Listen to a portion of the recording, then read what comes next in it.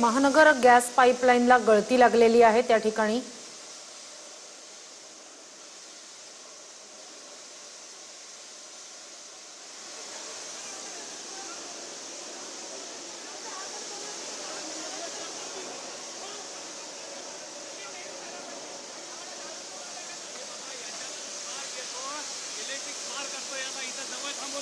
दादरमध्ये महानगर गॅस पाईपलाईनला गळती लागलेली आहे। अमर हिंद मंडळाजवळ महानगर गॅस पाईपलाईनला गळती लागली आहे। पालिकेकडून झाडाचा बुंधा काढण्याचं काम सुरू असतानाच यावेळी जेसीबीचा धक्का पाईपलाईनला लागला, त्यानंतर गळती सुरू झाली आहे।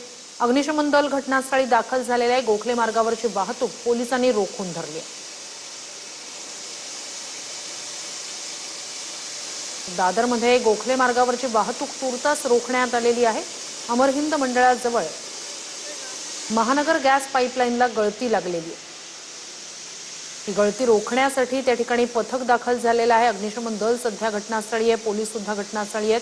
पोलिसांनी तुर्तास या मार्गावरची वाहतूक रोखलेली आहे।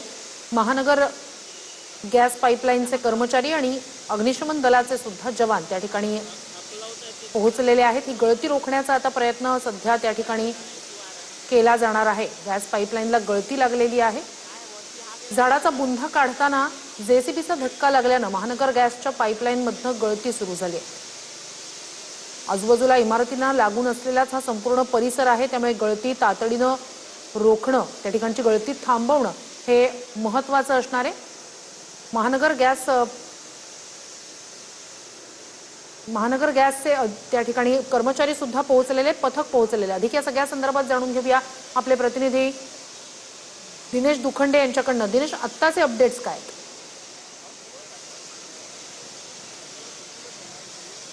बघा, सध्या ही दादर येथील थेट दृश्य आहे। इथे एक दुर्घटना घडलेली आहे। दादर पश्चिम इथला हा गोखले रोड आहे।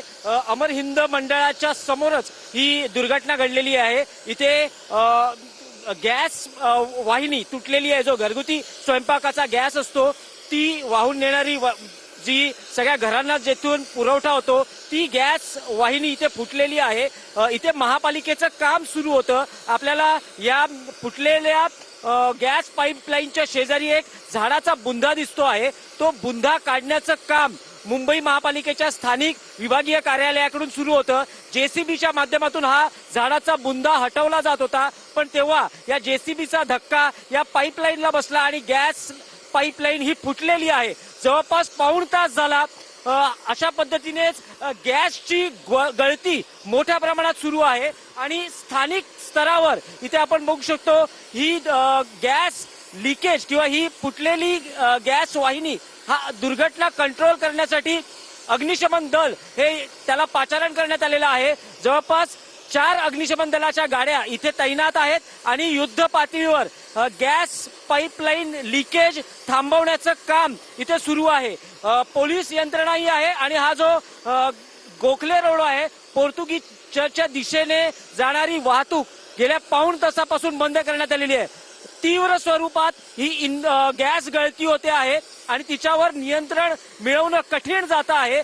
अग्निशमन दल शर्थीचा प्रयत्न करतो आहे की तातडीनं किंवा जेवढं लवकरात लवकर ही गॅस गळती थांबवून परिस्थिती नियंत्रणात आणावी। आजूबाजूचा जो रहिवासी भाग आहे त्यांना आपल्या दारे खिडक्या घराचा जो संपूर्ण भाग आहे तो बंद करण्यास सांगण्यात आलेला आहे आणि अग्निशमन दलाचे हे सगळे जवान नक्कीच दिनेश, अपडेट्स घेत राहणार आहोतच। ही गळती रोखण्यासाठी नेमके काय प्रयत्न केले जाणार आहेत या संदर्भातले अपडेट्स घेत राहूच। तुर्तास धन्यवाद।